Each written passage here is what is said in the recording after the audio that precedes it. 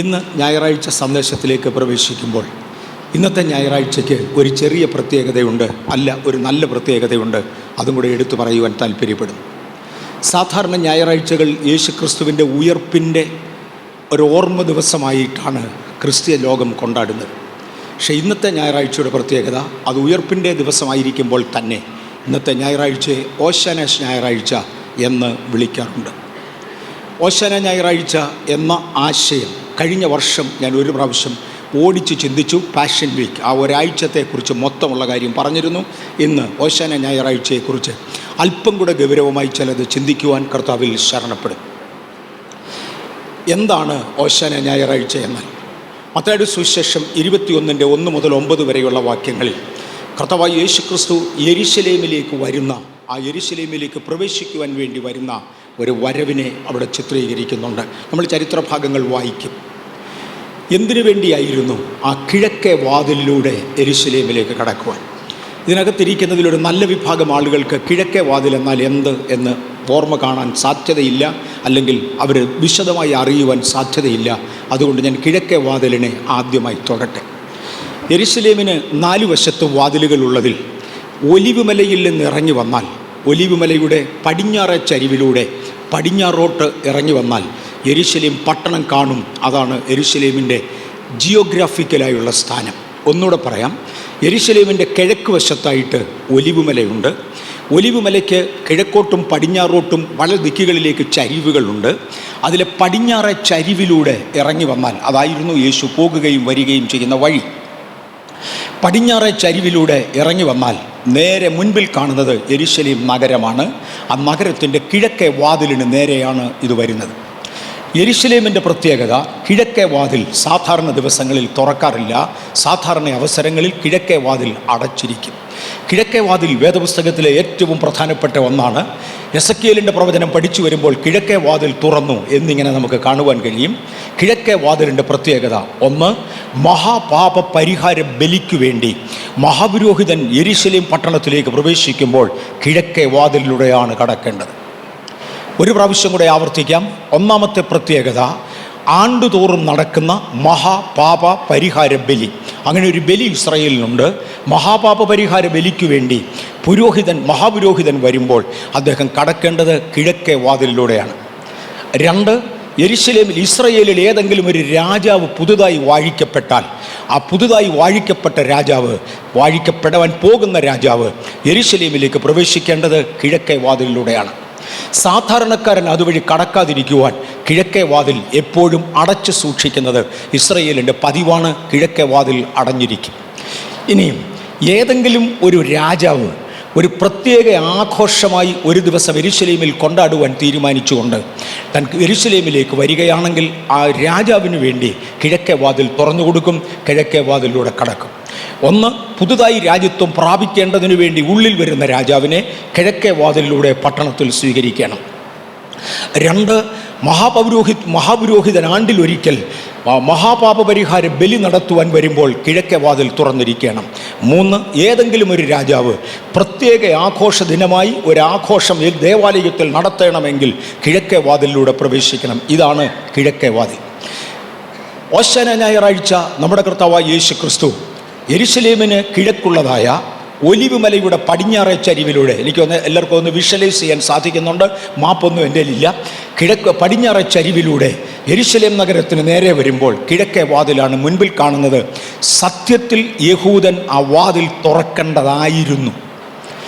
കാര്യം പുതിയ നിയമസഭയുടെ മഹാപുരോഹിതനും രാജാക്കന്മാരുടെ രാജാവും ഏറ്റവും വലിയ ആഘോഷത്തിന് വേണ്ടി അകത്തു വരുന്നവനും സാക്ഷാൽ മഹാപാപ പരിഹാര ബലി നടത്തേണ്ടതിന് വരുന്നവനുമായ യേശുവിൻ്റെ വരവെങ്കിൽ അവർ തുറക്കേണ്ടതായിരുന്നു. തുറക്കത്തില്ലെന്ന് യേശുവിന് നന്നായി അറിയാം, അറിഞ്ഞുകൊണ്ടാണ് വന്നത്. പക്ഷേ ഒരവസരം ലഭിച്ചില്ല എന്ന് പറയാതിരിക്കുവാൻ യേശു കിഴക്കേ വാതിലിന് നേരെ വന്നു.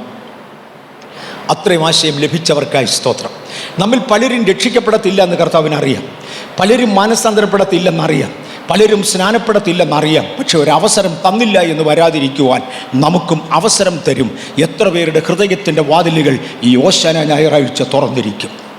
ഓശാന ഞായറാഴ്ച യേശു കിഴക്കേ വാതിലിന് നേരെ മലയിറങ്ങി വരികയാണ്. ഇസ്രായേൽ ജനം, അല്ലെങ്കിൽ അവരുടെ പുരോഹിതന്മാർ, മഹാപുരോഹിതന്മാർ, അതിൻ്റെ നേതാക്കൾ, ന്യായശാസ്ത്രികൾ, പരീശന്മാർ ആരും യേശുവിനെ തിരിച്ചറിയാഞ്ഞതിനാൽ അവരാരും ആ വാതിൽ തുറന്നില്ല. ആ വാതിൽ അടഞ്ഞു തന്നെ കിടന്നു. എന്തിനു വേണ്ടിയാണ് യേശു വരുന്നത്? തനിക്ക് ദേവാലയത്തിലേക്കും തനിക്ക് തൻ്റെ യെരുശലേം നഗരത്തിലേക്കുമുള്ള ജയപ്രദമായ പ്രവേശനത്തിനു വേണ്ടി വരികയാണ്. യേശു വരുന്ന ആ ദിവസത്തെയാണ് ഓശാന ഞായറാഴ്ച എന്ന് വിളിക്കുന്നത്. ഇത് പാഷൻ വീക്കിൻ്റെ അല്ലെങ്കിൽ കഷ്ടാനുഭവ ആഴ്ചയുടെ ആരംഭ ദിവസമാണ്.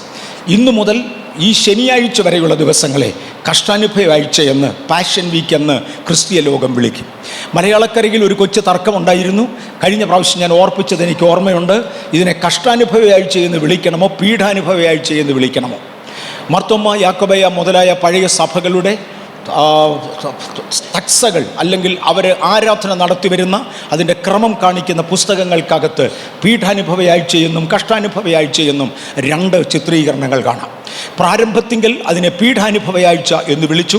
കർത്താവായ യേശു പീഡിപ്പിക്കപ്പെട്ട ദിവസങ്ങൾ എന്നാണ് അതിൻ്റെ അർത്ഥം.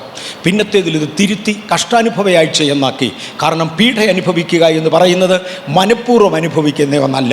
നമ്മൾ പറയാറുണ്ട് ബാലപീഠ, ഇന്നാര് പീഡിപ്പിക്കപ്പെട്ടു എന്ന് പറയുന്ന വാക്കിൻ്റെ അർത്ഥം മനസ്സോടെ കഷ്ടം സഹിച്ചുവെന്നല്ല, നിർബന്ധത്താൽ. പക്ഷേ യേശുവിൻ്റെ കാര്യത്തിൽ അങ്ങനെയല്ല.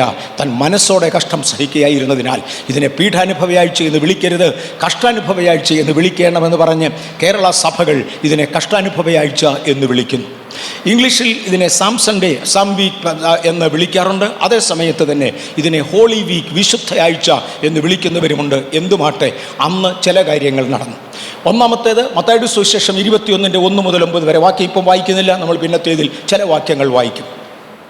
മത്തായിയുടെ സുവിശേഷം 21 അധ്യായം 1 മുതൽ 9 വരെയുള്ള വാക്യങ്ങളിൽ യേശു ക്രിസ്തു പട്ടണത്തിലേക്ക് പ്രവേശിക്കുന്നത് കാണാം. കിഴക്കേ വാതിലിലൂടെ അല്ല, പക്ഷെ പട്ടണത്തിലേക്ക് പ്രവേശിക്കുന്നത് കാണാം. ലൂക്കോസ് 19:37 മുതലുള്ള വാക്യങ്ങളിൽ തൻ്റെ ജനം, അല്ലെങ്കിൽ ഒരുപാട് പേർ ചേർന്ന്, യേശുവിൻ്റെ ശിഷ്യന്മാരും പട്ടണത്തിലുള്ള അനേക ബാലകന്മാരും പൊതുജനത്തിൽ പലരും ചേർന്നിട്ട് യേശുവിന് ഓശാന എന്ന് വിളിച്ചുകൊണ്ട് ആ പട്ടണത്തിനകത്ത് വലിയ സന്തോഷമുണ്ടാകുന്നത് കാണുവാൻ കഴിയും. ഞാനിവിടെ ഒരു അരമിനിറ്റ് നിന്നോട്ടെ.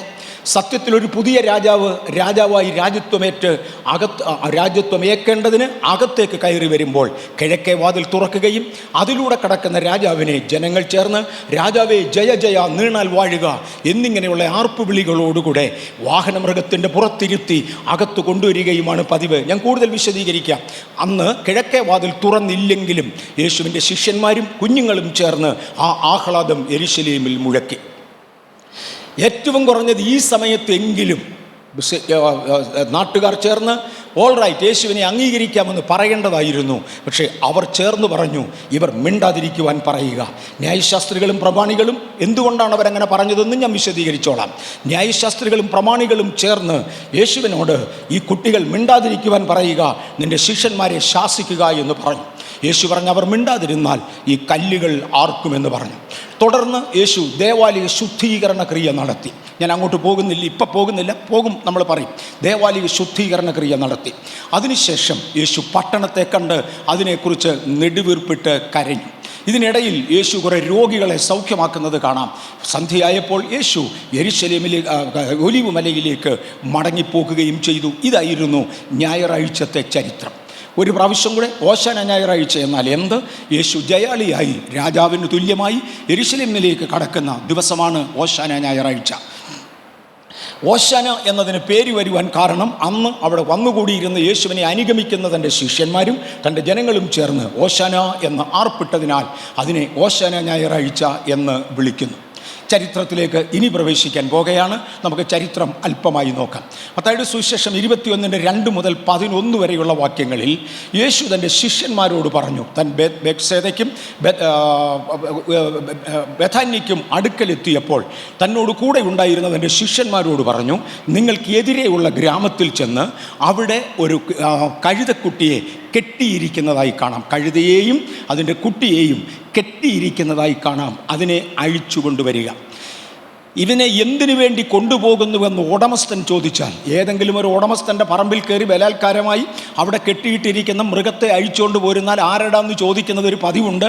ആരെങ്കിലും ചോദിച്ചാൽ ഒറ്റ വാക്ക് മറുപടി പറഞ്ഞാൽ മതി, കർത്താവിന് ഇതിനെ കൊണ്ട് ഉപയോഗമുണ്ട്.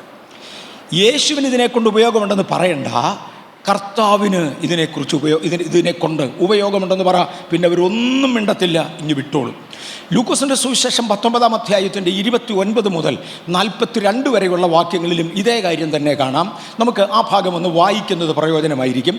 ഒരാൾ വായിക്കരുത്, എല്ലാവരും ചേർന്ന് ദയവായിട്ട് ലൂക്കോസിൻ്റെ സുവിശേഷം 19-ാമത്തെ അധ്യായം ഒന്ന് എടുക്കാം. നമുക്കതിൻ്റെ 29 മുതൽ 42 വരെയുള്ള വാക്യങ്ങൾ ചേർന്ന് വായിക്കാം. നമ്മൾ സാധാരണ വായിക്കുമ്പോൾ, അങ്ങനെ വായിക്കുമ്പോൾ എല്ലാവരും കൂടെ എഴുന്നേറ്റ് നിന്ന് വായിക്കുന്നൊരു പതിവുണ്ട്. അത് തിരുവചനത്തോടുള്ള ബഹുമാന സൂചകമാണ്.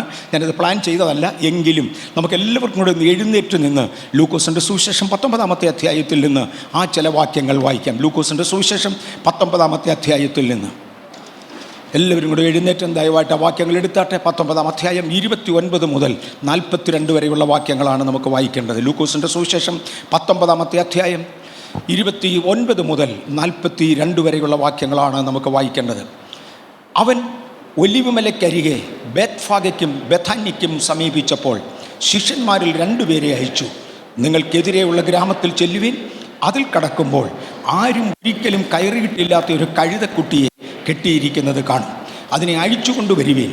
അതിനെ അഴിക്കുന്നത് എന്ത് എന്ന് ആരെങ്കിലും നിങ്ങളോട് ചോദിച്ചാൽ കർത്താവിന് ഇതിനെ കൊണ്ട് ആവശ്യമുണ്ട് എന്ന് പറവീൻ എന്ന് പറഞ്ഞു.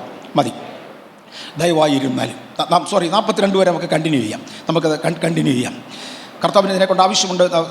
അതിനെ യേശുവിൻ്റെ അടുക്കൽ കൊണ്ടുവന്നു തങ്ങളുടെ വസ്ത്രം കഴുതക്കുട്ടിമേലിട്ടു. യേശുവിനെ കയറ്റി. അവൻ പോകുമ്പോൾ അവൻ തങ്ങളുടെ വസ്ത്രം വഴിയിൽ വിരിച്ചു.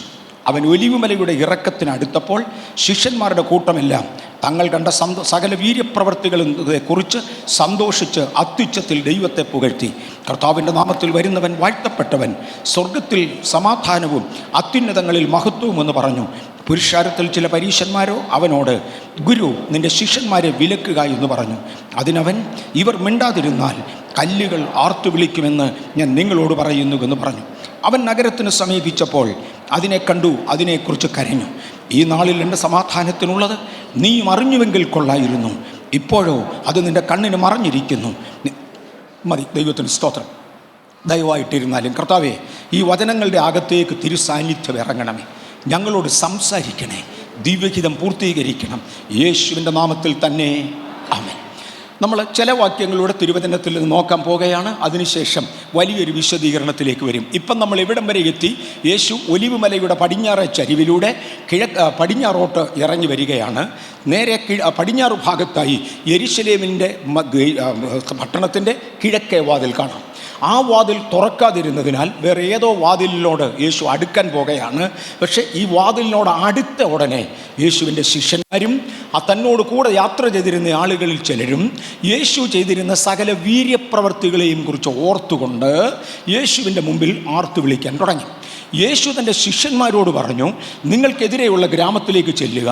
അവിടെ ഒരു കഴുതയെയും അതിൻ്റെ കുട്ടിയെയും കെട്ടിയിരിക്കുന്നതായി കാണാം. തുടർന്ന് ചില വാക്യങ്ങളൂടെ നമ്മൾ വായിക്കും. അപ്പോൾ ഈ ഭാഗവും കൂടെ വ്യക്തമാകും.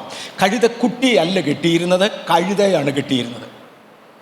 ഒരു കഴുതയെ കെട്ടി ആരും ഒരിക്കലും കയറിയിട്ടില്ലാത്ത ഒരു കഴുതക്കുട്ടി അതിൻ്റെ കൂടെ ഉണ്ടായിരുന്നു. അതിൽ ചെന്ന് അതിനെ അഴിച്ചുകൊണ്ട് വരാൻ പറഞ്ഞു. അഴിച്ചുകൊണ്ട് വന്ന ഉടനെ ശിഷ്യന്മാർ അവരുടെ വസ്ത്രങ്ങൾ കഴുതക്കുട്ടിയുടെ മേലിട്ടു. ആ വാക്കുകൾ ഗൗരവമാണ്. ആ ശിഷ്യന്മാർ കഴുതക്കുട്ടിയുടെ മേൽ അവരുടെ വസ്ത്രങ്ങൾ ഇട്ടു.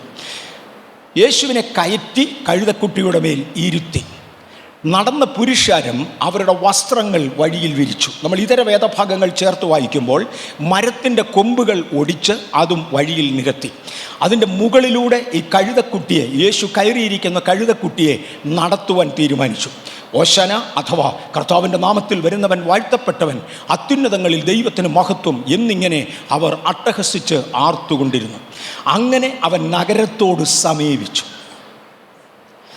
ഈ ടൈമാണ് മഹാപുരോഹിതനും വേദശാസ്ത്രികളും ചേർന്ന് ആ വാതിൽ തുറക്കേണ്ടത്. പക്ഷേ തുറക്കുന്നതിന് പകരം അവർ യേശുവിനോട് പറഞ്ഞു, ഈ ആളുകൾ കിടന്ന് ബഹളം വെക്കുന്ന കേൾക്കാമോ? അവർ മിണ്ടാതിരിക്കാൻ പറ. യേശു പറഞ്ഞു, അവർ മിണ്ടാതിരുന്നാൽ ഈ കല്ലുകൾ ആർക്കും. ഇത് പറഞ്ഞ ശേഷം യേശു പട്ടണത്തെ നോക്കി അതിനെ കണ്ടു. അതിനെക്കുറിച്ച് നിലവിളിച്ച് കരഞ്ഞു. യെരുശലേമേ, യെരുശലേമേ, നീ കോഴി തൻ്റെ കുഞ്ഞിനെ ചിറകിടയിൽ മറയ്ക്കുന്നത് പോലെ നിന്നെ ചേർത്തുകൊള്ളുവാൻ എനിക്ക് എത്ര വട്ടം മനസ്സായിരുന്നു, നിനക്കോ മനസ്സായില്ല. എന്നാൽ ഇപ്പോഴെങ്കിലും, ആ പദത്തിൽ ഞാൻ തിരിച്ചു വരും, ഭയങ്കര പ്രാധാന്യമുള്ള പദമാണ്. ഈ സമയത്തെങ്കിലും, ഇന്നെങ്കിലും നിൻ്റെ സമാധാനത്തിനുള്ളത് നീ അറിഞ്ഞെങ്കിൽ കൊള്ളായിരുന്നു. ഇതൊരു പ്രത്യേക സമയമാണ്. ഇന്നെങ്കിലും നിൻ്റെ സമാധാനത്തിനുള്ളത്, ഇംഗ്ലീഷിൽ അങ്ങോട്ട് വായിക്കുമ്പോൾ അറ്റ്ലീസ്റ്റ് ഓൺ ദിസ് ദൈ ഗിവൻ ഡേ, നിനക്ക് നൽകപ്പെട്ടിരിക്കുന്ന ഈ ദിവസം എങ്കിലും നിൻ്റെ കണ്ണുകൾ അടഞ്ഞുപോയല്ലോ, നിൻ്റെ കണ്ണുകൾ തുറന്നിരുന്നെങ്കിൽ നിൻ്റെ സമാധാനം ഇന്ന് വന്നേനെ എന്ന് വിളിച്ചു പറയുന്നതായി കാണാം. യേശു പട്ടണത്തിൻ്റെ ഉള്ളിൽ കയറി വേറെ ഏതോ വാതിൽ മുഖേന. യേശു ദേവാലയത്തിലേക്ക് പോകുകയും ദേവാലയ ശുദ്ധീകരണം നടത്തുകയും ചെയ്തു. എന്തായിരുന്നു ദേവാലയ ശുദ്ധീകരണം?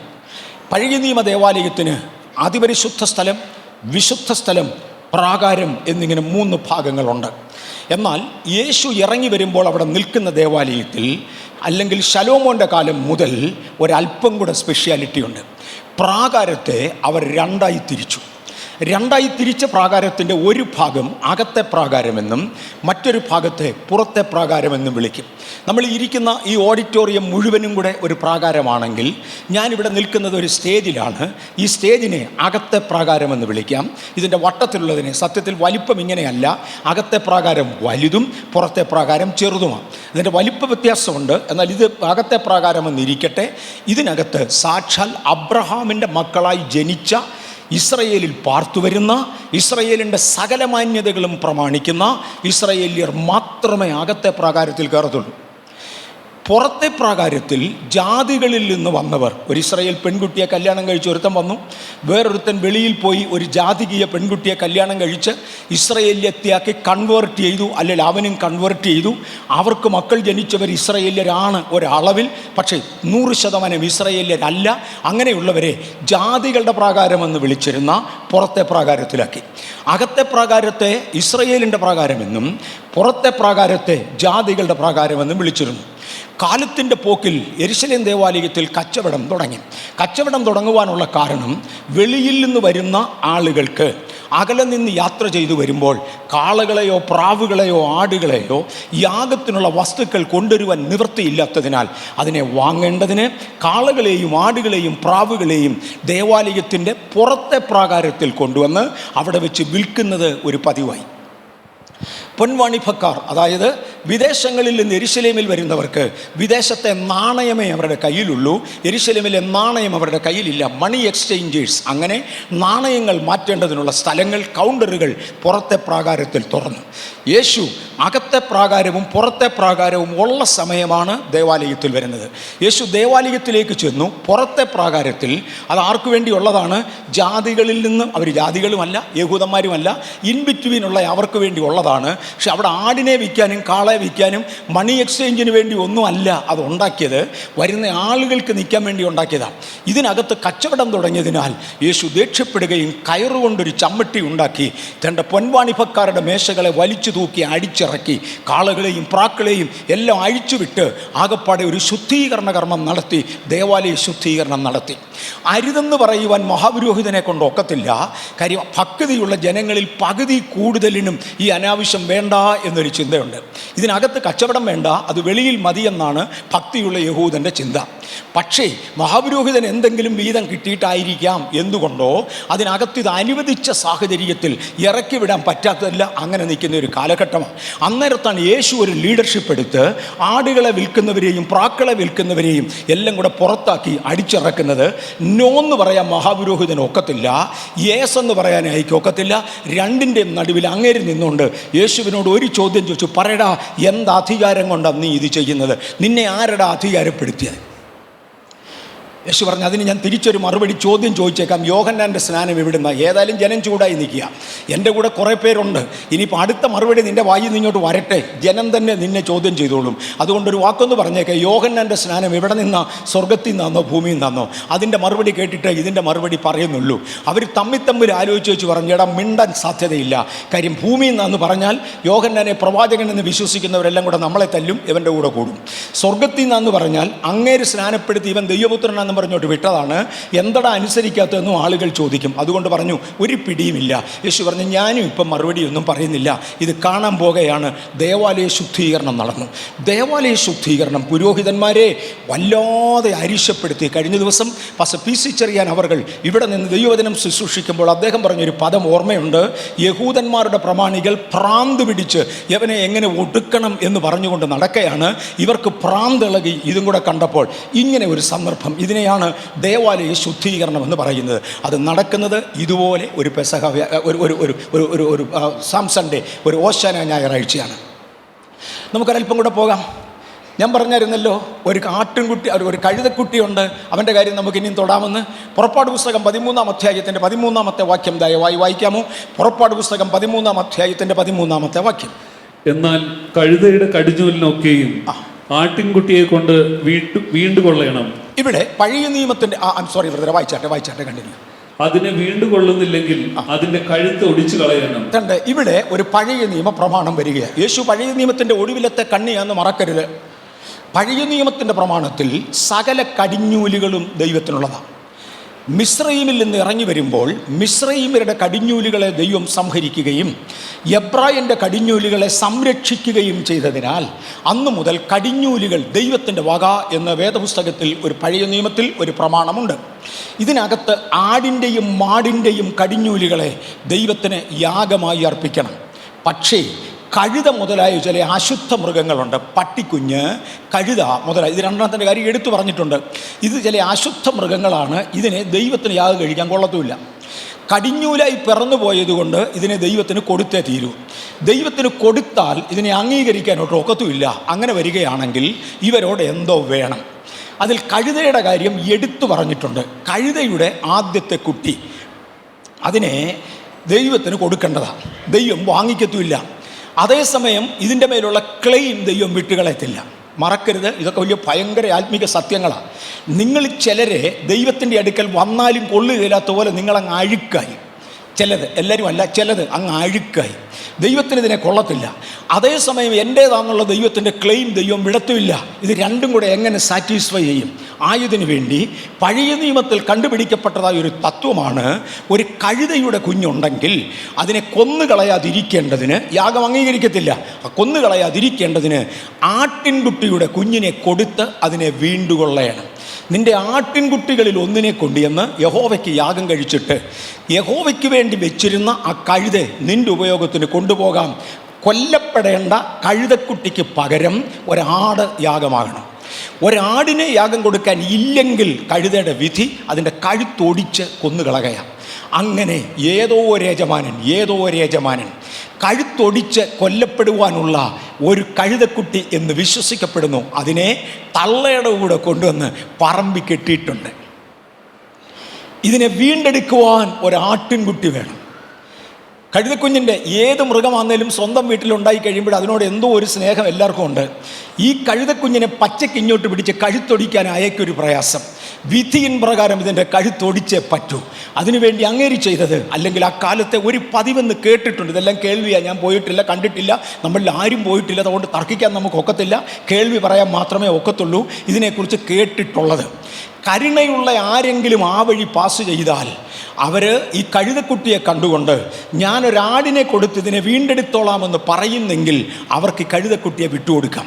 ഇല്ലെങ്കിൽ എന്തെങ്കിലും ഒരു പോംവഴി ഉണ്ടാകട്ടെ എന്ന് കണ്ട് പറമ്പിൽ ഒരു കഴുതയെ കൊണ്ട് കെട്ടി അതിൻ്റെ കുട്ടിയെ കൂടെ നിർത്തിയിട്ടുണ്ട്.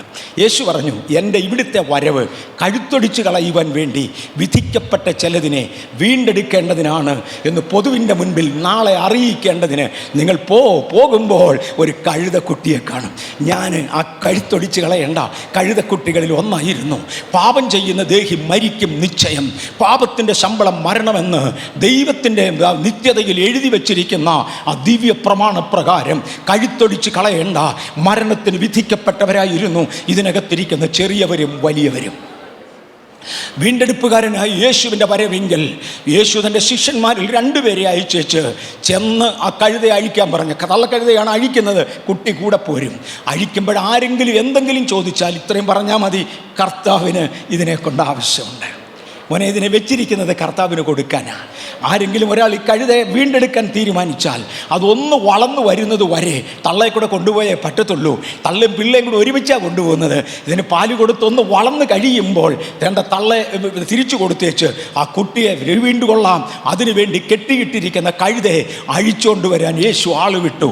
ഇന്ന് പകൽക്കാലം യേശുവിൻ്റെ ശിഷ്യനായ ഞാൻ ഇവിടെ നിന്നുകൊണ്ട് പരസ്യമായി വിളിച്ചു പറയട്ടെ, കുലക്കുറ്റത്തിന് വേണ്ടി വിധിക്കപ്പെട്ട കഴിഞ്ഞ പകൽ ഗെയ്റോ എന്നൊരു വിഷയം ഞാൻ ഗൗരവമായി എടുത്തു. മരണശിക്ഷയ്ക്ക് വിധിക്കപ്പെട്ട എൻ്റെയും നിങ്ങളുടെയും മേൽ തൂങ്ങി നിൽക്കുന്നതായ ആ മരണവിധിയിൽ നിന്ന് വീണ്ടെടുക്കുവാൻ ഇറങ്ങി വന്ന ദൈവപുത്രനാകുന്ന യേശു പറയുകയാണ്, ആരെങ്കിലും ചോദിച്ചാൽ പറ, കർത്താവിന് ഇതിനെ കൊണ്ട് ഉപയോഗമുണ്ട്. ഇന്ന് പകൽക്കാലം ദൈവത്തിൻ്റെ യേശുവിൻ്റെ ശിഷ്യന്മാരാകുന്ന ഞങ്ങൾ വന്ന് അഴിച്ചുകൊണ്ട് പോവുകയാണെങ്കിൽ കൊല്ലാനല്ല, യജമാനന് വാഹനമേറാനാ. ഇതിനെ ഉപയോഗിക്കാൻ കൊണ്ടുപോകുക, ഇതിനെ കൊല്ലാൻ കൊണ്ടുപോകുക അല്ല. ഇന്ന് പകൽക്കാലം രക്ഷിക്കപ്പെട്ടിട്ടില്ലാത്ത ദൈവ പൈതലേ, ഈ ഓശാന ഞായറാഴ്ച ഞങ്ങൾ രക്ഷയുടെ ദൂത് വിളിച്ചു പറയട്ടെ, കർത്താവിന് വേണ്ടി നിങ്ങൾ സമർപ്പിക്കപ്പെടുന്നത് കൊല്ലാനല്ല, ജീവിക്കാൻ വേണ്ടിയാ.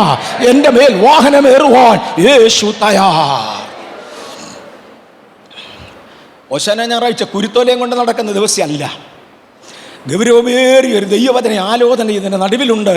അത് ഓരോ ഓല കൊണ്ടും മറയാതെ കർത്താവ് സംരക്ഷിക്കട്ടെ. ആ യാഥാർത്ഥ്യം ഞാൻ പുറത്തോട്ട് കൊണ്ടുവരട്ടെ. ഇതിനെ യേശുവിൻ്റെ അടുക്കൽ കൊണ്ടുവന്നു.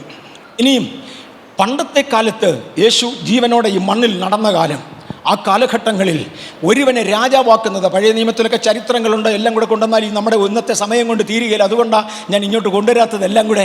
പഴയ നിയമത്തിൽ ഒരുവനെ രാജാവാക്കണമെന്നുണ്ടെങ്കിൽ അവർ ചെയ്യാറുള്ളത്, അവൻ ഇരിക്കുന്ന കെട്ടിടത്തിൻ്റെ മുൻപിലുള്ള പടികളിൽ അവരുടെ വസ്ത്രങ്ങൾ വിരിച്ച് ആ പടികളിലൂടെ അവനെ താഴെ ഇറക്കും.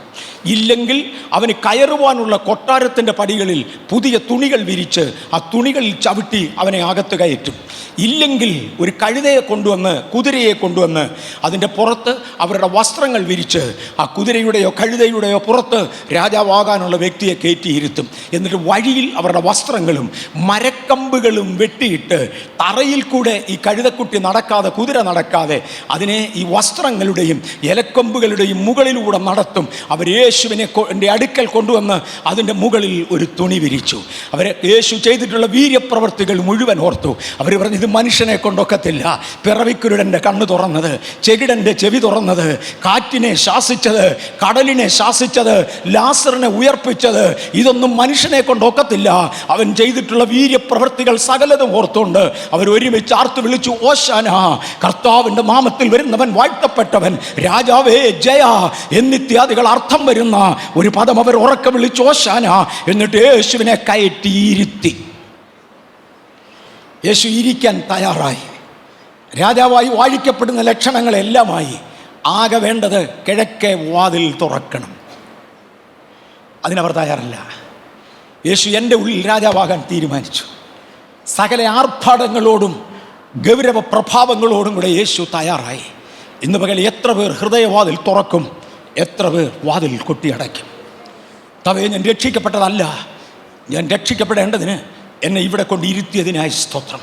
ഇത്ര മനോഹരമായ ഒരു സന്ദേശത്തിൻ്റെ മുമ്പിൽ എൻ്റെ വീടിൻ്റെ അകത്തെ മുറിക്കകത്തിരുന്ന് കേൾക്കുവാനും കാണുവാനും എൻ്റെ മൊബൈലിൽ, എൻ്റെ ടെലിവിഷനിൽ, എൻ്റെ കമ്പ്യൂട്ടറിൽ അങ്ങയുടെ സാന്നിധ്യം മണത്തറിയുവാൻ തക്കവണ്ണം ഇൻ്റർനെറ്റിലൂടെ എന്നെ, ഈ ടെലിവിഷനിലൂടെ എന്നെ കണക്ട് ചെയ്തതിനായി നന്ദി.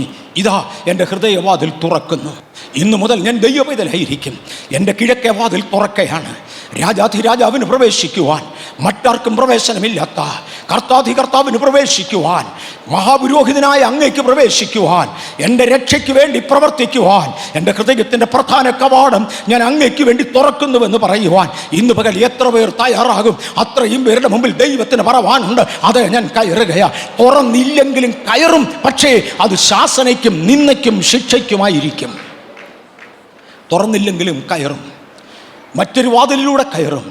പക്ഷേ അത് ന്യായവിധിയുടെ ദൂതിന് വേണ്ടിയായിരിക്കും. മറക്കരുത്.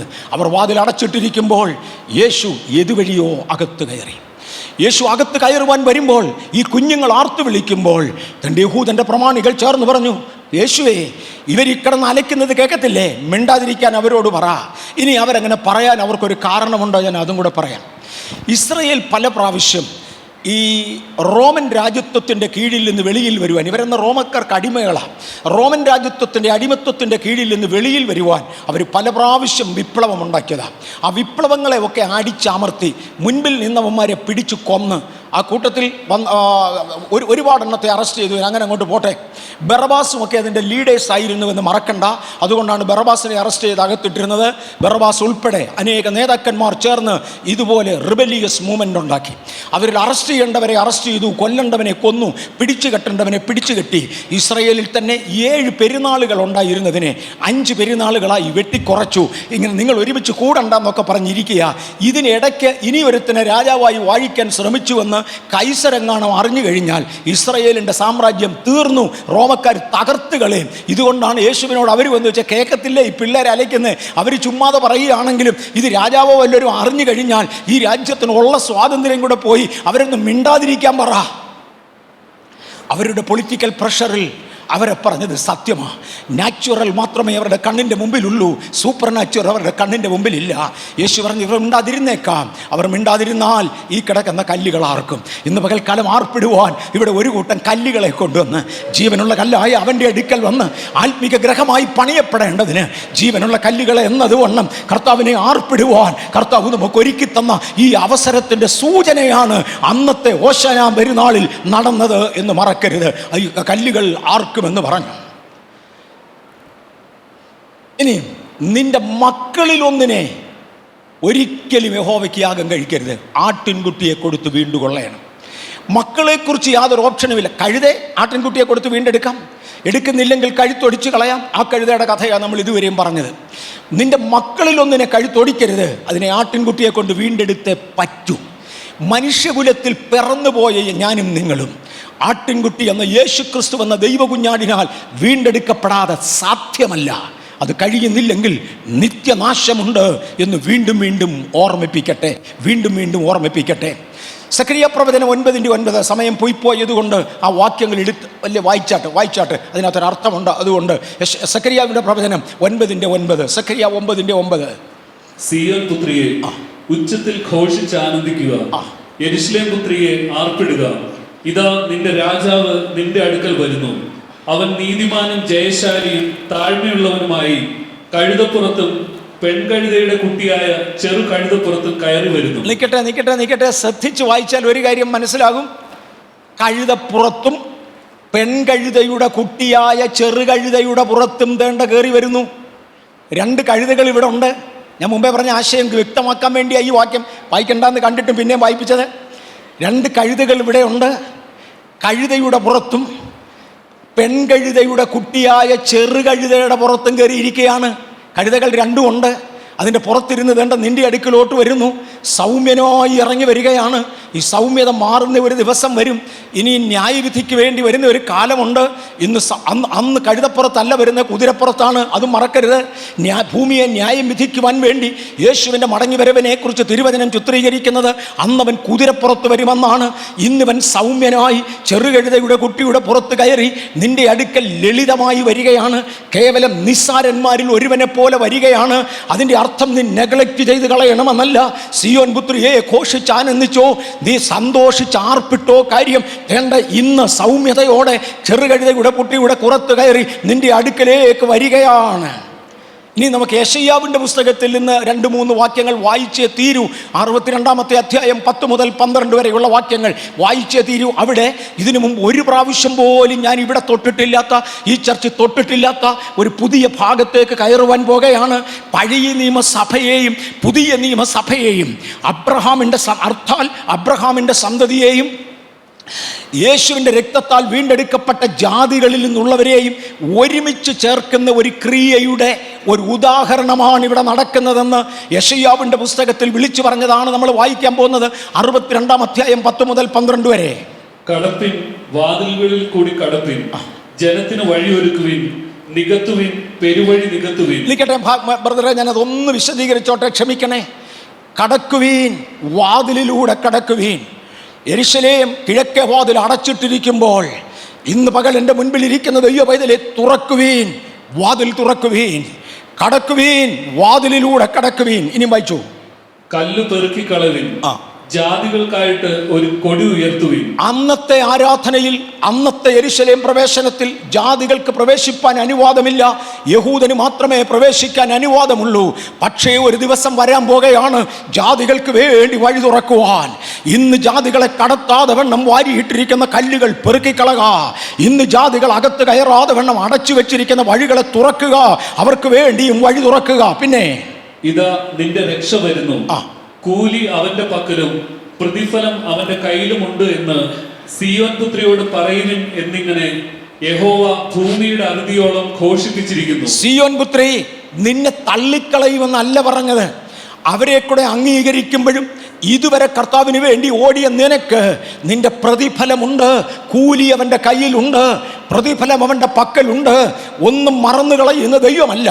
പക്ഷെ നിന്നോടൊപ്പം വാതിലിലൂടെ അകത്ത് കടക്കുവാൻ, ജാതികളിൽ നിന്ന് ഒന്നിനെ കൂടെ ഒരുക്കുവാനാണ് തേണ്ട സിയോൻ പുത്രിയെ നിന്റെ രാജാവ് കഴുതപ്പൊട്ടിയുടെ പുറത്ത് കയറിയവനായി അകത്ത് വരുന്നത്. വായിച്ചോ. അവർ അവരെ വിശുദ്ധ ജനമെന്നും യഹോവയുടെ വിമുക്തന്മാരെന്നും വിളിക്കും. ഈ പുതുതായിട്ട് വരുന്നവരുടെ പേരുണ്ടല്ലോ, യഹോവയുടെ വിമുക്തന്മാർ. കഴുത്തൊടിച്ച് കളയേണ്ടതിന് വേണ്ടി ഇട്ടിരുന്ന ഇടത്ത് നിന്ന് ആട്ടിൻകുട്ടിയെ കൊടുത്ത് വീണ്ടെടുത്ത വിമുക്തന്മാരെന്നും അവർ വിശുദ്ധന്മാരായി മാറിയതിനാൽ വിശുദ്ധന്മാരെന്നും നാമകരണം ചെയ്തുകൊണ്ട് അകത്തേക്ക് കൊണ്ടുവരുവാൻ പോകുകയാണ്. നമുക്ക് അടുത്ത ഭാഗങ്ങളിലേക്ക് അങ്ങ് മാറാം. ലൂയിസ് ലീഡേഴ്സ് ഈ സമയത്താണ് യേശുവിനെ എതിർക്കുന്നത്. യെരൂശലേമിന്റെ പ്രമാണികൾ വന്ന് അവർ യേശുവിനെ എതിർത്തു. എനിക്ക് ചില ഭാഗങ്ങൾ എടുക്കാനുണ്ട്, അതുകൊണ്ട് ഞാൻ ധൃതി വെക്കുകയാണ്. യെരൂശലേമിന്റെ നേതാക്കന്മാർ വന്ന് യേശുവിനെ എതിർത്തു. അരുത്, ഇവർ മിണ്ടാതിരിക്കാൻ പറ. യേശു പറഞ്ഞു മിണ്ടാതിരിക്കത്തില്ല. അവർ മിണ്ടാതിരുന്നാൽ കല്ലുകളാർക്കും. ഇന്ന് നാം കല്ലുകളാർക്കുന്ന ഒരു നാളിലേക്ക് എത്തി. ഇനി എനിക്ക് എടുക്കേണ്ട അതിപ്രധാനമായ രണ്ടാം ഭാഗത്തേക്ക് കടക്കുകയാണ്. എനിക്ക് എടുക്കേണ്ടിയിരുന്ന അതിപ്രധാനമായ ഒന്നാമത്തെ ഭാഗം, ജാതികളിൽ നിന്ന് വന്ന നമ്മെ, കഴുത്തൊടിച്ച് കളയേണ്ടിയിരുന്ന നമ്മെ വീണ്ടെടുക്കേണ്ടതിന് വേണ്ടി ദൈവമൊരുക്കിയ രക്ഷണ്യദാനത്തിൻ്റെ ഒടുവിലത്തെ ആഴ്ചവട്ടം ഈ ഭൂമിയിൽ ദൈവസ്നേഹം പ്രദർശിപ്പിക്കുവാൻ ഒടുവിലത്തെ ആഴ്ചവട്ടത്തിൻ്റെ തുടക്കമായ ഇന്ന് ഉദാഹരണത്തിന് വേണ്ടി നാം എടുത്തു പറയുന്ന നിഴലായി അന്ന് സംഭവിച്ച ആ ഓശാന ഞായറാഴ്ച രാവിലെ യേശു വരുന്ന വരവും അന്ന് കഴുതയ്ക്ക് കിട്ടിയ വീണ്ടെടുപ്പുമാണ് ഞാൻ വിളിച്ചു പറഞ്ഞത്. പാസ്റ്റർ PC എബ്രഹാം അവർ ഇവിടെ വന്നപ്പോൾ പറഞ്ഞൊരു പദം എൻ്റെ ഓർമ്മയിലുണ്ട്. അദ്ദേഹം പറഞ്ഞ് ഈ കഴുതയ്ക്കൊരു ഗതികേട് പറ്റിയെന്ന്. പലരും ഓർക്കുന്നുണ്ടായിരിക്കാം, അന്നുണ്ടായിരുന്നവരൊക്കെ. അങ്ങനെ എളുപ്പം മറക്കുന്ന കഴുതകളല്ല നമ്മൾ. ഞാൻ എൻ്റെ കാര്യം ഓർത്തി. കഴുതയുടെ മുമ്പിൽ ശിഷ്യന്മാർ ഈ തുണിയൊക്കെ വിരിച്ചു കൊടുത്തു, മരത്തിൽ നിന്ന് കമ്പുമൊക്കെ വെട്ടിയിട്ടു. കുറച്ച് കഴിഞ്ഞ് യേശു ഇതിൻ്റെ മണ്ടയിൽ നിന്ന് അങ്ങ് ഇറങ്ങി. യേശു ഇറങ്ങി കഴിഞ്ഞപ്പോഴും കഴുതയ്ക്ക് ഇനി സാധാരണ സ്ഥലത്തൂടെ പോകാൻ പ്രയാസമാണ്. അതിന് തുണിയുടെ പുറത്തൂടെ പോകത്തുള്ളൂ. അപ്പോൾ അപ്പുറത്തൊരാൾ വിരിച്ചിരിക്കുന്ന തുണിയിലോട്ട് കഴുത ചാടി കയറി. കാര്യം ആ പുള്ളി ഇതുവരെയും തുണിപ്പുറത്താണ് നടന്നത്. ആ തുണിയുടെ ഉടമസ്ഥൻ കൊടുത്തോരി ചവിട്ട്. നാളെ എൻ്റെ ശുശ്രൂഷ നഷ്ടപ്പെട്ടാൽ, നിങ്ങൾക്ക് മനസ്സിലായോ? പണ്ട് ശിംശോൻ സാധാരണക്കാരനെ പോലെ ആയതുപോലെ പോയാൽ ഇന്ന് കിട്ടുന്ന സകലതും കഴിഞ്ഞു. എൻ്റെ ഞാൻ പറഞ്ഞ നമ്മൾ ഓരോരുത്തരുടെ കാര്യമാണ്. ഇന്ന് നമ്മളെ കണ്ടപ്പോൾ ഷാജി 2 പ്രാവശ്യം ആലോചിച്ച് വാലും ചുരുട്ടി ഓടും. ഇന്ന് നമ്മുടെ അടുക്കൽ 2-3 സ്വപ്നത്തിലൊക്കെ പേടിപ്പിക്കാൻ വന്നു കഴിഞ്ഞാൽ അവൻ സ്ഥലം വിടും. വിലപ്പോകലെന്ന് പറയും. ക്രിസ്തു നമ്മെ തള്ളിയാൽ, ഒരിക്കൽ ഉപേക്ഷിക്കപ്പെട്ടാൽ പിന്നെ കണ്ടിടത്തൊക്കെ ചവിട്ടാന്ന് മറക്കണ്ട. അത് വരാതിരിക്കുവാൻ കർത്താവിൻ്റെ കൃപയിൽ, ബലത്തിൽ നമുക്ക് നിൽക്കാം. കർത്താവിൻ്റെ കരുണയിൽ നമുക്ക് തുടരാം. ഓക്കെ, ദേവാലയ ശുദ്ധീകരണം കഴിഞ്ഞ് യേശു മടങ്ങിപ്പോകുകയാണ്. പക്ഷേ ഒടുവിൽ പട്ടണത്തെ കണ്ട് അതിനെക്കുറിച്ച് കരഞ്ഞു. തൻ്റെ ഒലിവുമലയുടെ മണ്ടയിൽ നിന്ന് ഇറങ്ങി വരുമ്പോൾ പട്ടണത്തിൽ കതക് തുറക്കാഞ്ഞ സാഹചര്യത്തിലാണ് കരഞ്ഞതെന്നും അന്നേരത്താണിത് പറഞ്ഞതെന്നും പൊതുവെ വിശ്വസിക്കപ്പെടുന്നു. പക്ഷെ വേദപുസ്തകത്തിൽ എഴുതിയിരിക്കുന്ന ആ ഓർഡർ കറക്റ്റാണോ എന്ന് പറയാൻ ഒക്കത്തില്ല. സന്ദർഭങ്ങൾ വാരിക്കൂട്ടി എഴുതിയിരിക്കുക. ഇങ്ങനെയും വ്യാഖ്യാനിക്കാം. യേശു വൈകുന്നേരം തിരിച്ചു പോകുമ്പോൾ തൻ്റെ അതേ ഒലിവുമലയിലോട്ട് കയറിയാണ് തിരിച്ചു പോകുന്നത്. ആ ഒലിവുമലയിൽ കയറി തിരിച്ചു പോകുന്ന സാഹചര്യത്തിൽ തിരിഞ്ഞു നോക്കി യെരൂശലേമിനെ വിളിച്ചു എന്നും പറയുന്നവരുണ്ട്. രണ്ടിലേതെങ്കിലും ഒന്ന്. യേശു യെരൂശലേം നഗരത്തെ കണ്ടു. അതിനെക്കുറിച്ച് വിലപിക്കുന്ന പദങ്ങളാണ് ഗൗരവമുള്ളത് എന്ന് ഞാൻ പറഞ്ഞത്. അതിനകത്ത് എഴുതിയിരിക്കുന്നത്, നിന്റെ സമാധാനത്തിനുള്ളത് ഇന്നെങ്കിലും ഇപ്പോഴെങ്കിലും നീ അറിഞ്ഞെങ്കിൽ കൊള്ളായിരുന്നു. ഇംഗ്ലീഷിലെ കിങ് ജെയിംസ് വെർഷനിൽ ആർക്കെങ്കിലും ദയവായിട്ട് ആ വാക്യം ഒന്ന് വായിക്കാമോ? ലൂക്കോസ് 19:42. ലൂക്കോസ് 19:42. അറ്റ്ലീസ്റ്റ് എന്ന പദം അവിടെ കാണാം. അതുകൊണ്ട് ദാറ്റ്സ് ഇറ്റ് അവിടെ തന്നെ കിടപ്പുണ്ട്. Even Daav at least in this ദൈ ഡേ. യെരൂശലേമേ, നിനക്ക് വേണ്ടി നിയമിക്കപ്പെട്ട ഈ സമയമെങ്കിലും, ഈ സമയത്തിനൊരു പ്രത്യേകതയുണ്ട് യെരൂശലേമേ, ഈ സമയത്തിനൊരു പ്രത്യേകതയുണ്ട്. നിനക്ക് വേണ്ടി നിയമിക്കപ്പെട്ട ഈ സമയത്തെങ്കിലും, അത്രയും വ്യക്തമല്ല മലയാളത്തിൽ, അത്രയും എംഫസൈസ് ഇല്ല. നിനക്ക് വേണ്ടി നിയമിക്കപ്പെട്ട ഈ സമയത്തെങ്കിലും നിന്റെ സമാധാനത്തിനുള്ളത് നീ അറിഞ്ഞെങ്കിൽ കൊള്ളായിരുന്നു. ഇപ്പോഴോ അത് നിന്റെ കണ്ണുകൾക്ക് മറവായിരിക്കുന്നു. ഈ ഭാഗം ഒന്ന്, ഈ ഇപ്പോഴത്തെ എന്നുള്ള ഈ സമയത്തിൻ്റെ പ്രത്യേകതയൊന്ന് മനസ്സിലാക്കാൻ ദാനിയേൽ പ്രവചനം 9-ാം അധ്യായം 23 മുതൽ 27 വരെയുള്ള വാക്യങ്ങൾ ദയവായി വായിച്ചാലും. ദാനിയേൽ, നീ ഏറ്റവും പ്രിയനാകുകയാൽ നിന്റെ യാചനകളുടെ ആരംഭത്തിങ്കിൽ തന്നെ കൽപ്പന പുറപ്പെട്ട് നിന്നോട് അറിയിപ്പാൻ ഞാൻ വന്നുപിരിക്കുന്നു. അതുകൊണ്ട് നീ കാര്യം ചിന്തിച്ച് ദർശനം ഗ്രഹിച്ചു കൊള്ളുക. അതിക്രമത്തെ തടസ്സം ചെയ്ത് പാപങ്ങളെ മുദ്രയിടുവാനും അകൃത്യത്തിന് പ്രായശ്ചിത്തം ചെയ്ത് നിത്യനീതി വരുത്തുവാനും ദർശനവും പ്രവചനവും മുദ്രയിടുവാനും അതിപരിശുദ്ധമായതിനെ അഭിഷേകം ചെയ്യുവാനും തക്കവണ്ണം നിന്റെ ജനത്തിനും വിശുദ്ധ നഗരത്തിനും 70 ആഴ്ചവട്ടം നിയമിച്ചിരിക്കുന്നു. അതുകൊണ്ട് നീ അറിഞ്ഞ് ഗ്രഹിച്ചു കൊള്ളേണ്ടത് എന്തെന്നാൽ യെരൂശലേമിനെ യഥാസ്ഥാനപ്പെടുത്തി പണിയുവാൻ കൽപ്പന പുറപ്പെടുന്നത് മുതൽ. ഒരു മിനിറ്റ് നിൽക്കട്ടെ, നമ്മൾ ആ ഭാഗം വീണ്ടും എംഫസൈസ് ചെയ്ത് വായിക്കാൻ വേണ്ടിയ ഈ ചരിത്രം എവിടെ നിന്ന് എടുത്തുവെന്ന് പരിചയമില്ലാത്തവർക്ക് വേണ്ടി പറയട്ടെ. ദാനിയേൽ പ്രവാചകൻ യെരൂശലേമിൻ്റെ ഉദ്ധാരണത്തെക്കുറിച്ച് ദൈവത്തിങ്കൽ നിന്ന് ഒരാലോചന ലഭിക്കേണ്ടതിന് വേണ്ടി ചില ദിവസങ്ങൾ ഉപവസിച്ചിരിക്കുവാൻ തീരുമാനിച്ചു. തൻ്റെ ഉപവാസത്തിൻ്റെ 21-ാമത്തെ ദിവസം ഹെബ്രിയേൽ എന്ന മാലാഖ ദാനിയേൽ പ്രവാചകന് വെളിപ്പെട്ടു. ദാനിയേൽ പ്രവാചകൻ അത് 9-ാം അധ്യായത്തിൽ എഴുതി വെച്ചിട്ടുണ്ട്. അവിടെ നിന്നാണ് നമ്മൾ വായിക്കുന്നത്. അവിടെ വെച്ച് ദാനിയേൽ പ്രവാചകനോട് പറയുകയാണ്, ദാനിയേലേ, ഏറ്റവും പ്രിയ പുരുഷനായ ദാനിയേലേ, അങ്ങയുടെ പ്രാർത്ഥനയുടെ ആരംഭ ദിവസത്തിൽ, 21-ാം പക്കമാണ് ദൂതം വരുന്നത്, അങ്ങയുടെ പ്രാർത്ഥനയുടെ ആരംഭ ദിവസത്തിൽ ദൈവത്തിങ്കൽ നിന്ന് മറുപടി ഉണ്ടായി. ഞാൻ ഇങ്ങോട്ട് വരുന്ന വഴിയിൽ എന്നെ ഇവിടം വരെ എത്തിക്കാതെ വണ്ണം വഴിയിൽ തടഞ്ഞ വാഴ്ചകളും അധികാരങ്ങളും ഉണ്ട്. ആകാശശക്തികൾ, പാഴ്സി പ്രഭു എന്നെ വഴിയിൽ തടഞ്ഞതിനാൽ തക്ക സമയം എനിക്ക് എത്തുവാൻ കഴിഞ്ഞില്ല. എന്നാൽ ഇപ്പോഴെങ്കിലും ഞാൻ നിൻ്റെ അടുക്കൽ എത്തി. അതുകൊണ്ട് ഞാൻ പറയുന്നത് ശ്രദ്ധിച്ച് കേൾക്കുക. യെരൂശലേമിലും നിൻ്റെ ജനത്തിനും വേണ്ടി 79 ആഴ്ചവട്ടം നിയമിച്ചിരിക്കുന്നു. ഞാൻ ഈ പറയുന്നതിനകത്ത് 79, 69 എന്നൊരു കണക്കില്ല.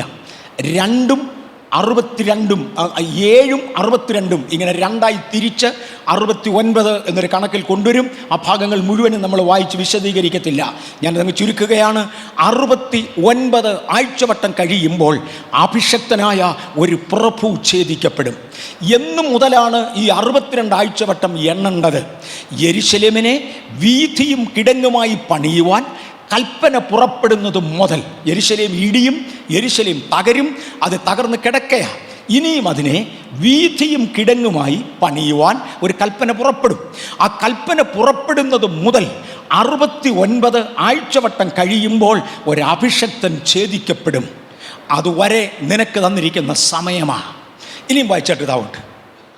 അതുകൊണ്ട് നീ അറിഞ്ഞു ഗ്രഹിച്ചു കൊള്ളേണ്ടത് എന്തെന്നാൽ യെരൂശലേമിനെ യഥാസ്ഥാനപ്പെടുത്തി പണിയുവാൻ കൽപ്പന പുറപ്പെടുന്നത് മുതൽ അഭിഷക്തനായ ഒരു പ്രഭു വരെ 7 ആഴ്ചവട്ടം, 62 ആഴ്ചവട്ടം കൊണ്ട് അതിന് വീഥിയും കിടങ്ങുമായി കഷ്ടകാലങ്ങളിൽ തന്നെ വീണ്ടും പണിയും. 62 ആഴ്ചവട്ടം കഴിഞ്ഞിട്ട് അഭിഷക്തൻ ഛേദിക്കപ്പെടും. മതി. 69 എന്ന കണക്ക് ഞാൻ പറഞ്ഞു, 62ഉം 7ഉം എന്ന കണക്ക് നമ്മൾ കണ്ടു. 69 ആഴ്ചവട്ടം കഴിയുമ്പോൾ അഭിഷക്തൻ ഛേദിക്കപ്പെടും. എന്നു മുതലാണ് യെരൂശലേമിനെ വീഥിയും കിടങ്ങുമായി പണിയുവാൻ കൽപ്പന പുറപ്പെടുന്നത് മുതൽ? ഒന്ന് നിൽക്കട്ടെ. വേദപുസ്തക പ്രവചനങ്ങളുടെ അക്യുറസിയിലേക്ക് ഇറങ്ങാൻ പോകുകയാണ്. വേദപുസ്തക പ്രവചനങ്ങളുടെ അക്യുറസിയിലേക്ക് ഇറങ്ങാൻ പോകുകയാണ്. അതൊന്ന് പറയുവാൻ സമയമെടുക്കുകയാണ്. കർത്താവായ യേശു ക്രിസ്തുവിൻ്റെ കാൽവറി മരണത്തെക്കുറിച്ചാണ് അഭിഷക്തൻ ഛേദിക്കപ്പെടും എന്ന് എഴുതിയിരിക്കുന്നത്.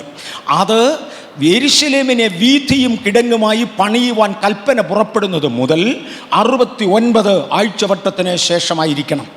നെഹമ്യാവിൻ്റെ പുസ്തകം 2-ാമത്തെ അധ്യായം വായിക്കുന്നില്ല, 7 മുതൽ 9 വരെയുള്ള വാക്യങ്ങൾ വായിച്ചാൽ, നെഹമ്യാവിൻ്റെ പുസ്തകം 2-ാം അധ്യായം 7 മുതൽ 9 വരെയുള്ള വാക്യങ്ങൾ വായിച്ചാൽ, യെരൂശലേമിനെ വീഥിയും കിടങ്ങുമായി പണിയേണ്ടതിന്, പട്ടണം തിരിച്ചു പണിയേണ്ടതിന് അർത്ഥശിഷ്ട രാജാവ് ഒരു കൽപ്പന കൊടുത്തു എന്ന് കാണാം. ഈ കൽപ്പനയുടെ കളിമൺ പലകയിലുള്ള കോപ്പി, അക്കാലങ്ങളിൽ രാജാക്കന്മാർ പിതാക്കന്മാരുടെ കൽപ്പനകൾ കളിമൺ പലകയിലോ കല്ലുകളിലോ കൊത്തിയോ എഴുതിയോ വെക്കുകയാണ് പതിവ്. കളിമൺ പലകയിൽ എഴുതിയതായ കോപ്പി നമ്മുടെ മേച്ചിൽ ഓടുകൾ ഉണ്ടാക്കുന്നത് പോലെ കളിമണ്ണ് അരച്ച് പലകകളാക്കി അതിൽ എഴുതി അത് ചുട്ട് സൂക്ഷിക്കും. അല്ലാതെ കടലാസ് അന്നില്ല, അത് ചുട്ട് അത് സൂക്ഷിക്കുന്ന പതിവുണ്ടായിരുന്നു. അങ്ങനെ കളിമൺ പലകകളിൽ ചുടപ്പെട്ട എന്തെങ്കിലും എനിക്ക് സമയം കിട്ടുമ്പോൾ ഞങ്ങൾ ഇപ്രാവശ്യം വാഷിങ്ടൺ DC പോയ സമയത്ത് ചാവുകടൽ ലിഖിതങ്ങളുടെ ഒരു രൂപം അവിടെ കാണാൻ സാധിച്ചു. ഒറിജിനാലിറ്റി ഉള്ള ഒരു രൂപം കാണാൻ സാധിച്ചു. പിക്ചറെല്ലാം ഞാൻ എടുത്തിട്ടുണ്ട്. എന്തെങ്കിലും ഓക്കുകയാണെങ്കിൽ എടുത്ത് കാണിക്കാം. കളിമണ്ണ് കൊണ്ട് എങ്ങനെയാണ് ചുട്ടെടുത്തിരുന്നത്, എങ്ങനെയാണ് വെച്ചിരുന്നത് എന്നിത്യാദി പലതും നമുക്കതിനകത്തുനിന്ന് അക്ഷരികമായി കാണാൻ വേണ്ടി കഴിയും. ആ വിഷയത്തെക്കുറിച്ച് പഠിപ്പിച്ചിരുന്ന എന്നെ കൊണ്ട് കാണിച്ച് ഫോട്ടോയിൽ നിന്ന് ദൈവത്തെ ഞാൻ നന്ദിയോടെ സ്തുതിക്കുന്നു. ഓൾറൈറ്റ്, കളിമൺ ലിഖിതങ്ങളിൽ എഴുതിയിരുന്ന എഴുത്തുകൾ പേർഷ്യയുടെ പഴയ ലൈബ്രറികളിൽ നിന്ന് കിട്ടിയതിനകത്ത് ഡേറ്റ് കണക്കാക്കിയാൽ ഈ ഡേറ്റുകൾ കറക്റ്റായി ലഭിക്കുന്നുണ്ട്. അങ്ങനെ ദാനിയേലിന്റെ പ്രവചനം 9-ാം അധ്യായം 25-ാമത്തെ വാക്യത്തിലുള്ള വീഥിയും കിടങ്ങുമായി പണിയുവാനുള്ള കൽപ്പന പുറപ്പെട്ട ചരിത്രം അവിടെ കിടപ്പുണ്ട്. അന്നു മുതൽ 69 ആഴ്ചവട്ടം കഴിയുമ്പോൾ അഭിഷക്തൻ ഛേദിക്കപ്പെടണം. അതൊന്ന് എളുപ്പം കണക്ക് കൂട്ടാൻ പോകാം. വായിക്കുന്നില്ല. എസെക്കിയേൽ പ്രവചനം 4-4 മുതൽ 6 വരെയുള്ള വാക്യങ്ങൾ വായിച്ചാൽ പ്രവചനത്തിലെ ഒരു ദിവസത്തെ ഇസ്രയേലിൻ്റെ ഒരു വർഷമായി കണക്കാക്കാം. പ്രവചനങ്ങൾ വ്യാഖ്യാനിക്കാൻ ഒരുപാട് പ്രത്യേക കോഡുകളുണ്ട്. അതിലെ ഒരു കോഡ് എസെക്കിയേലിൻ്റെ പ്രവചനം 4-ാം അധ്യായത്തിൽ പറഞ്ഞിരിക്കുന്നത്, എസെക്കിയേൽ 4-4 മുതൽ 6 വരെ പ്രവചനത്തിലെ ഒരു ദിവസത്തെ ഇസ്രയേലിൻ്റെ ഒരു വർഷമായി കണക്കാക്കാം, അല്ലെ കണക്കാക്കുന്നു. ഇസ്രയേലിൻ്റെ ഒരു വർഷമെന്ന് പറയുന്നത് 360 ദിവസമേ ഉള്ളൂ. നമ്മൾ സൂര്യമാന വർഷം കണക്കാക്കുന്നത് കൊണ്ട് 365 ദിവസത്തോളമാണ് നമ്മുടെ ഒരു വർഷം. പക്ഷേ യഹൂദൻ ചന്ദ്രമാന വർഷങ്ങൾ കണക്കാക്കുന്നത് കൊണ്ട് അവരുടെ ഒരു വർഷമെന്ന് പറഞ്ഞാൽ 360 ദിവസമേ ഉള്ളൂ. അങ്ങനെയാണെങ്കിൽ 69 ആഴ്ചകൾ എന്ന് പറയുന്നത് 69 ഗുണം 7 സമം 483 ദിവസമാണ്. 483 പ്രോഫറ്റിക്കൽ ഡേയ്സ്. അതിനെ 360 കൊണ്ട് ഗുണിച്ചാൽ 1,73,880 ദിവസങ്ങൾ എന്ന് കിട്ടും. ഒന്നുകൂടെ ആവർത്തിക്കാം. ഒരു പ്രവചന വർഷത്തെ, ഒരു ദിവസത്തെ യഹൂദൻ്റെ ഒരു വർഷമായി കണക്കാക്കുന്നു. യഹൂദൻ്റെ ഒരു വർഷമെന്ന് പറഞ്ഞാൽ 360 ദിവസമേ ഉള്ളൂ. അങ്ങനെയാണെങ്കിൽ 69 ആഴ്ചവട്ടമെന്ന് പറയുന്നത് 69 ഗുണം 7 സമം 483 പ്രവചന ദിവസങ്ങളാണ്. 483 പ്രവചന ദിവസങ്ങളെന്ന് പറയുന്നതിനെ 360 കൊണ്ട് ഗുണിച്ചാൽ 1,73,880 ദിവസങ്ങൾ, അക്ഷരീക ദിവസങ്ങൾ എന്ന് കിട്ടും. ഇനിയും യെരുശലേമിനെ വീഥിയും കിടങ്ങുമായി പണിയുവാൻ അസ്തശിഷ്ട രാജാവ് കൽപ്പന പുറപ്പെടുവിച്ചത് കളിമൺ ലിഖിതത്തിൽ കണ്ടുകിട്ടിയതിനകത്ത് മാർക്ക് ചെയ്തിരിക്കുന്ന ഡേറ്റ് BC 445 മാർച്ച് മാസം 14 എന്നാണ്. അന്ന് മാർച്ചില്ല, ജനുവരി ഇല്ല, ഏപ്രിൽ ഇല്ല, പേർഷ്യൻ കണക്കുകൂട്ടലിട്ടതാണ്.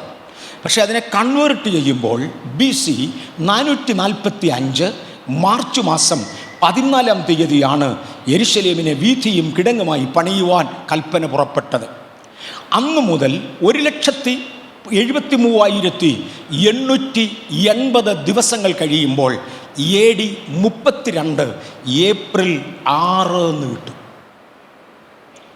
AD 30 ഈ അർത്ഥശിഷ്ട രാജാവിൻ്റെ കൽപ്പന മുതൽ 1,73,880 ദിവസങ്ങൾ മുന്നോട്ട് എണ്ണിയാൽ AD 32 മാർച്ച് 6 എന്നൊരു കണക്ക് കിട്ടും. AD 32 ഏപ്രിൽ മാസം 6-ാം തീയതിയാണ് ഓശാന ഞായറാഴ്ച. ഗൗരവം മനസ്സിലാകുന്നു?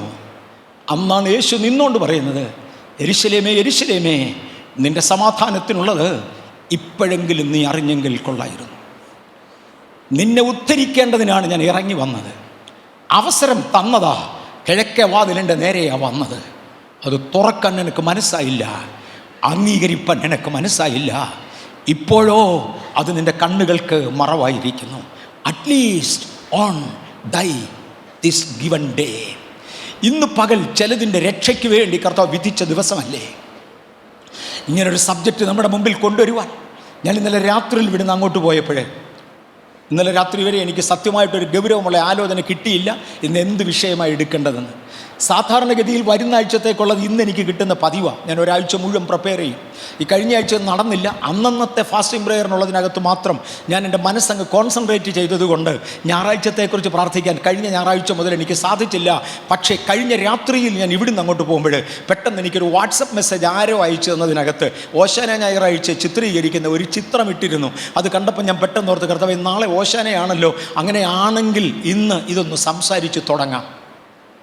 അങ്ങനെയാണ് ഇന്നിത് സംസാരിച്ച് തുടങ്ങാൻ തീരുമാനിച്ചത്. ഇന്ന് രാവിലെ പരിശുദ്ധാത്മാവിനോട് ഇടപെട്ട ചില ആലോചനകൾക്കാണ് ഞാൻ എംഫസൈസ് കൊടുത്ത് ഇവിടെ മുൻപോട്ട് കൊണ്ടുപോകുന്നത്. ഇന്ന് പകൽ എനിക്ക് വിധിച്ചിരിക്കുന്ന ഈ ദിവസമെങ്കിലും ഇപ്പോഴോ നിൻ്റെ കണ്ണുകൾക്കത് മറവായിരിക്കുന്നു. വായിച്ചാട്ട് ബ്രദറെ ആ ഭാഗം കണ്ടിന്യൂ ചെയ്താട്ട്. ഇപ്പോഴോ നിൻ്റെ കണ്ണുകൾക്കത് മറവായിരിക്കുന്നു.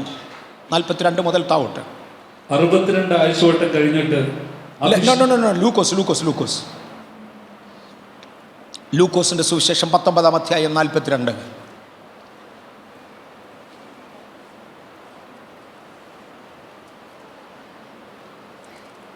ഈ നാളിൽ നിന്റെ സമാധാനത്തിനുള്ളത് നീയും അറിഞ്ഞുവെങ്കിൽ കൊള്ളായിരുന്നു. ഇപ്പോഴോ അത് നിന്റെ കണ്ണിന് മറഞ്ഞിരിക്കുന്നു. വായിച്ചു. നിന്റെ സന്ദർശനകാലം നീ അറിയാഞ്ഞതുകൊണ്ട്. നിന്റെ സന്ദർശനകാലം നീ അറിയാഞ്ഞതുകൊണ്ട്. വായിച്ചു. നിന്റെ ശത്രുക്കൾ നിനക്ക് ചുറ്റും വാടകോരി നിന്നെ വളഞ്ഞ് 4 പുറത്ത് ഞെരുക്കി നിന്നെയും നിന്നിലുള്ള നിന്റെ മക്കളെയും നിലത്ത് തള്ളിയിട്ട് നിങ്ങൾ കല്ലിന്മേൽ കല്ല് ശേഷിപ്പിക്കാതിരിക്കുന്ന കാലം നിനക്ക് വരും. യേശുക്രിസ്തു ഒരു വാണിംഗും കൂടെ പറഞ്ഞു. യെരൂശലേമേ, കോഴി തൻ്റെ കുഞ്ഞുങ്ങളെ ചിറകിൻ്റെ മറവിൽ മറയ്ക്കുന്നത് പോലെ നിന്നെ ചേർത്ത് കൊള്ളുവാൻ എനിക്ക് എത്ര വട്ടം മനസ്സായിരുന്നു. ഇത് ആദ്യത്തെ അവസരമല്ല, എത്ര വട്ടം നിനക്ക് ഞാൻ അവസരം തന്നതാ. പ്രവാചകന്മാരെ ഞാൻ പറഞ്ഞയച്ചു, ന്യായശാസ്ത്രികളെ ഞാൻ പറഞ്ഞയച്ചു, വെളിപ്പാടുകളും ദർശനങ്ങളും ഉള്ളവരെ ഞാൻ നിന്റെ അടുക്കൽ അയച്ചു. ആരെയും നീ അനുസരിക്കാതെ ഇത്രത്തോളം പോയി. ഇന്ന് ദൈവത്തിൻ്റെ പുത്രനായ ഞാൻ നിന്റെ രക്ഷയ്ക്ക് വേണ്ടി ഇവിടെ ഇറങ്ങി വന്നിരിക്കുകയാണ്. നിന്റെ സമാധാനത്തിന് വേണ്ടി തീരുമാനിച്ച ദിവസങ്ങളുടെ വാതിൽ അടയാൻ പോകുകയാ. നിന്റെ സമാധാനത്തിന് വേണ്ടി തീരുമാനിച്ച ദിവസങ്ങളുടെ വാതിൽ അടയാൻ പോകുകയാ. 1,83,880 ദിവസങ്ങൾ എന്നാ അക്യുറസിയിലാ പോകുന്നതെന്നറിയാമോ? നിനക്ക് തന്നിരുന്ന ദിവസങ്ങൾ ഇന്ന് തീരുകയാ. ഇപ്പോഴെങ്കിലും ഇന്ന് ഞാൻ അറിഞ്ഞെങ്കിൽ കൊള്ളായിരുന്നു. നീ ഇതറിയാതെ പോയതിനാൽ നിന്റെ സന്ദർശനകാലം, ദൈവം നമുക്ക് തരുന്നൊരു സന്ദർശനകാലമുണ്ട്. 40 ദിവസത്തെ ഉപവാസം സന്ദർശനത്തിൻ്റെ ദിവസങ്ങളാ. ദൈവത്തോട് അടുത്തിരിക്കുന്ന സാഹചര്യങ്ങൾ സന്ദർശനത്തിൻ്റെ ദിവസങ്ങളാ.